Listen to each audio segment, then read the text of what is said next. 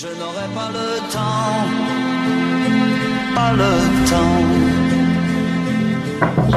de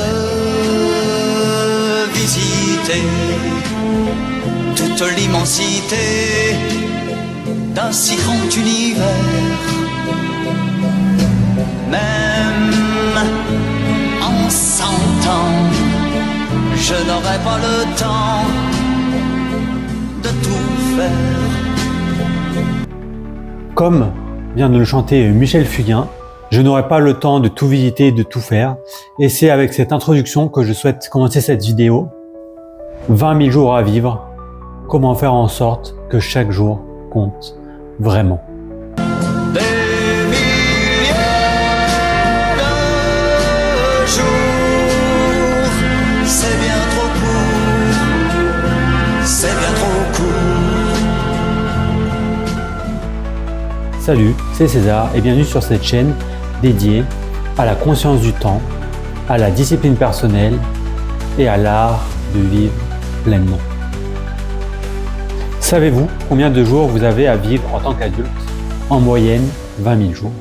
Si vous avez 20 ans et que vous vivrez jusqu'à 80 ans, cela fait 21 900 jours. Si vous avez 30 ans, cela ne fait plus que 18 250 jours. Ce qui fait donc une moyenne de 20 000 jours. Ce chiffre, 20 000 jours, peut paraître grand, mais il est fini. Et chaque jour qui passe est un jour que vous ne reverrez plus. Jamais. Alors comment faire en sorte que ces jours ne soient pas gaspillés? Je vais vous présenter 7 clés essentielles pour transformer chaque matin en opportunité. Dans cette première partie, nous verrons le piège du un jour. Un jour, je le ferai. Un jour, je prendrai soin de moi-même. Un jour, je passerai plus de temps avec mes proches. Un jour, je ferai ce projet qui me tient à cœur. Cette phrase est vraiment l'une des phrases les plus dangereuses qui existent, car elle nous fait sous-entendre que le temps est infini.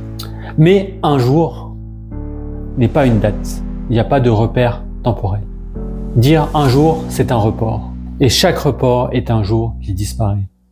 La vérité, c'est que la vie ne commence pas plus tard. Elle se joue maintenant. Dans cette deuxième partie, nous verrons les 7 clés qui nous permettent de ne pas gaspiller chaque jour. La première clé est d'utiliser votre pic d'énergie pour ce qui vous plaît vraiment. Identifiez au cours de votre journée à quel moment vous avez votre pic d'énergie le plus haut. Souvent, le plus généralement pour les personnes, c'est le matin. Et posez-vous cette question suivante. Est-ce que j'utilise ce moment pour construire ma vie ou juste pour répondre aux attentes des autres? Utilisez ce pic d'énergie pour votre santé, votre travail, vos projets personnels ou tout simplement un moment calme en vous. Votre énergie est finie, donc traitez-la de la manière la plus précieuse qui soit. La deuxième clé est d'éteindre votre téléphone et de vous rapprocher de la vie. Le téléphone vole quelque chose de plus précieux que vous ayez dans la vie, c'est-à-dire votre attention. J'avais déjà fait une précédente vidéo sur l'attention, mais c'est vraiment quelque chose de précieux à l'heure actuelle. Posez-le, éteignez-le, rangez-le, mettez-le de côté. Des fois, le téléphone peut être néfaste. Utilisez ce temps sans téléphone pour bouger votre corps, faire du sport, marcher, aller à la salle, faire de l'escalade, crapahuter en montagne, ou bien prendre le temps de vraiment discuter avec quelqu'un autour d'un café, lors d'une balade. Et soyez présent dans chaque instant. Vous pouvez aussi utiliser votre téléphone pour essayer d'appeler quelqu'un que vous n'avez pas vu de longue date, quelqu'un avec qui vous appréciez la relation. Même des fois, c'est difficile, il y a des personnes avec qui on s'entendait bien, etc. On s'est perdu de vue.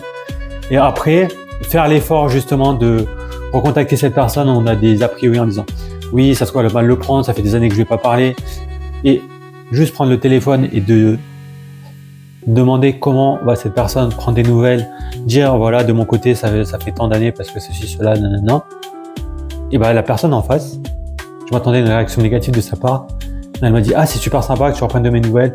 Oui, ça fait longtemps qu'on ne s'est pas vu, qu'on n'a pas repris contact. » Et donc, ça permet de relancer des discussions, de retrouver des amitiés. Et c'est vraiment quelque chose que je vous encourage à faire. Ça peut, bon, j'arrête de faire ça. Ça peut sembler difficile au début, mais après, c'est quelque chose de bénéfique. Et on se rend compte que malgré la distance, malgré le temps qui passe, certaines amitiés sont plus fortes À la fin, personne ne se souvient du temps passé sur un écran, mais tout le monde se rappelle un bon moment partagé, autour d'un repas, autour d'une discussion, lors d'un événement. Tout le monde se rappelle ça, mais pas quand vous scrollez à l'infini. Ma troisième clé est de ne pas commencer sa journée en mode réactif, c'est-à-dire on réagit aux notifs, on réagit aux mails, on réagit aux sollicitations externes.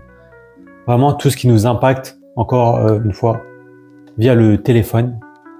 Et justement, tout ce qui nous, notifications, messages, mails, cela nous place directement dans la vie des autres. On est impacté par ce que les autres vivent et qu'on reçoit, etc. Toute leur influence. Donc, moi, ce que je vous conseille, c'est de commencer votre journée en mode intentionnel. Qu'est-ce que je veux faire de cette journée? Qu'est-ce que je veux construire? Quelle personne vous voulez devenir au bout de 10, 15, 20 ans? Quelle trace vous voulez laisser? Quel modèle vous voulez être? Soit pour vos enfants, soit pour vos collègues, pour vos amis. Votre vie mérite d'être dirigée par vous et non d'être subie par le monde qui nous entoure, le monde extérieur qui nous influe. Ma quatrième clé est de préparer votre journée et donc votre vie. La méthode Ivili, désolé pour la prononciation, reste simple et puissante. Programmez 6 tâches importantes à accomplir dans la journée, classez-les par ordre de priorité et exécutez dans l'ordre. Mais, et il y a bien un mais, vous pouvez aussi ajouter une dimension personnelle aux tâches que vous voulez exécuter. Je m'explique. Posez-vous les questions suivantes comme qu'est-ce qui nourrit ma santé? Qu'est-ce qui nourrit mes relations? Et incluez les réponses à ces questions dans vos priorités. C'est important de rester connecté à soi, à la famille, à la nature. Vous pouvez bosser, mais de temps en temps, vous avez besoin de vous ressourcer. Et c'est important d'intégrer ces dimensions-là dans vos réflexions et dans vos tâches quotidiennes à faire, dans vos priorités. Et donc ça, c'est important parce qu'après, on évite le burn-out, qui est vraiment un phénomène commun dans notre société actuelle. J'ai jamais vu autant de personnes faire un burn-out après si peu d'années d'études. Enfin, après si peu d'années d'études, même si peu après d'années professionnelles, même pas 5 ans après, moins pour certaines personnes. Une journée n'est pas seulement productive, produire, faire du travail, elle doit être aussi équilibrée. Et dites-vous bien cela, si quelque chose n'aura plus d'importance dans 5 ans, il ne faut pas y consacrer 5 minutes de son temps, de son énergie ou de ses émotions. Ma 5e clé est de distinguer l'urgent de l'essentiel. L'urgent capte votre attention, l'essentiel construit une vie. Le problème, c'est que notre quotidien est conçu pour nous maintenir dans l'urgence permanente, avec les notifications, avec les attentes extérieures, avec la pression sociale et bien d'autres choses. On répond vite, on agit beaucoup, mais on réfléchit peu. Être occupé ou busy n'est pas un signe de réussite, ni de courir partout et de montrer qu'on brasse de l'air. Ce n'est pas du tout un signe de réussite. C'est souvent un signe de désalignement. L'essentiel, quant à lui, ne fait pas de bruit. La santé ne crie pas jusqu'au jour où elle s'effondre. Dans la vie, on a 1000 problèmes. Mais le jour où la santé, ça va plus, on n'a plus qu'un seul problème. Donc vraiment, prenez soin de votre santé. Les relations ne réclament rien. Jusqu'au jour où elles se distendent et on perd de vue la personne et on perd son contact et on la reverra plus jamais. Le sens ne s'impose pas jusqu'au jour où le vide apparaît.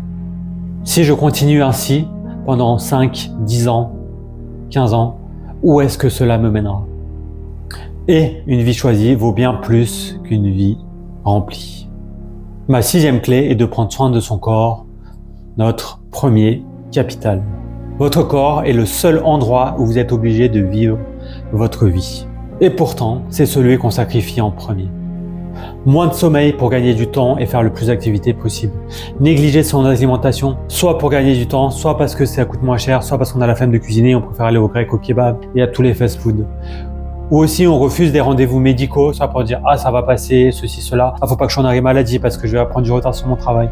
Et si jamais c'est une maladie grave, je veux pas. » Et combien de personnes j'ai vu repousser des petites, soit des petites entorses, soit des petits froissements des ligaments, des petits trucs en disant « Ouais, c'est bon, ça va aller », n'allant pas chez le médecin, ne faisant pas les radios nécessaires. Et après, ça s'aggrave jusqu'à ce que j'ai oublié quelle partie du genou, genre ça a pété, genre. Après la personne a dû être hospitalisée, ils ont dû faire des trucs et tout.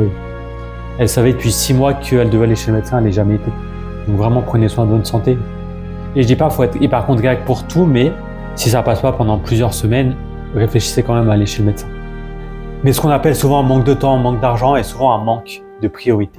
La vérité est simple. Vous pouvez avoir des ambitions immenses dans votre vie, mais si votre corps s'effondre, elle s'arrête net. Prendre soin de sa santé, ce n'est pas viser des performances extrêmes en sport ou dans d'autres disciplines, c'est juste viser la durabilité. Dormir suffisamment, s'hydrater régulièrement, bouger également régulièrement, respirer profondément, ralentir. Ce sont des actes discrets, souvent invisibles, mais ce sont eux qui déterminent votre clarté mentale, votre stabilité émotionnelle, votre capacité à être présent pour les autres et à les aider convenablement. Votre corps garde la trace de vos choix quotidiens. Il est honnête, il ne ment jamais. Cela peut se voir par les cicatrices. Les cicatrices racontent une histoire, ce qui s'est passé, ce qu'on a vécu. Le corps garde en mémoire tout ce qui s'est passé, toutes les maladies qu'il a eues. Et ma 7e clé, c'est vivez comme si vous devez transmettre quelque chose. Un jour, votre passage sur Terre se résumera à ce que vous avez laissé derrière vous.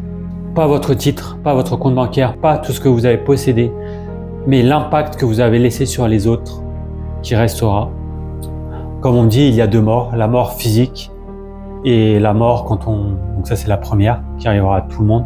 Et la seconde, qui est un concept plus subtil, c'est la deuxième mort entre guillemets, c'est quand les personnes arrêtent de parler de vous. Ça veut dire au bout de 1 ou 2 générations, voire 3 générations. Voilà, donc c'est important de savoir qu'est-ce que vous voulez transmettre. La transmission ne concerne pas seulement les parents, les grands-parents ou les enseignants. Nous transmettons tous en permanence, par notre comportement, notre manière de parler, par ce que nous voulons ou ce que nous refusons. Posez-vous cette question suivante. Si quelqu'un observait votre vie d'un regard extérieur, qu'apprendrait-il ? Transmettre, c'est aussi montrer qu'on peut vivre avec intégrité, avec des valeurs qui nous ressemblent et avec qui nous sommes alignés. Chacun a ses propres valeurs, chacun a quelque chose à transmettre. Je n'émets pas de jugement là-dessus et c'est justement ça qui fait la richesse de notre monde. Prouvez également qu'on peut réussir sans se trahir et laisser des souvenirs juste humains et sincères. Des barres de rire, des expériences qui ont mal tourné et qu'après on en rigole, etc. Vous n'êtes peut-être pas appelé à laisser un monument historique qui va s'éterniser sur des générations et des générations, mais juste pour laisser une empreinte. Votre empreinte. Et souvent, ce sont les empreintes invisibles, les paroles dites, un soutien, un discours, une présence qui traverse plus longtemps le temps. Dans cette 3e partie, nous allons aborder le sujet « Chaque jour comme brique de votre héritage ». Ce ne sont pas les grandes décisions qui changent une vie, mais ce sont les petites qui sont répétées, répétées et répétées. Une conversation repoussée, un repas pris sans conscience, passer une soirée sur son téléphone à scroller à l'infini. Ces choix qui peuvent sembler invisibles dessinent votre avenir. Mais vous pouvez tout aussi choisir l'inverse. Vous lever plus tôt, prendre un moment pour faire du sport, passer un appel sincère avec quelqu'un, nourrir un nouveau projet chaque jour. Au lieu de scroller sur son téléphone, prendre un livre et commencer à lire. Chaque jour est une brique et votre vie est l'édifice qu'on construit petit à petit. Pour conclure, je dirais que dans votre vie, vous avez déjà utilisé plusieurs milliers de jours et pourtant, il vous en reste encore beaucoup. Il reste assez de jours pour aimer mieux ou moins le dire, vivre plus consciemment et transmettre quelque chose de juste.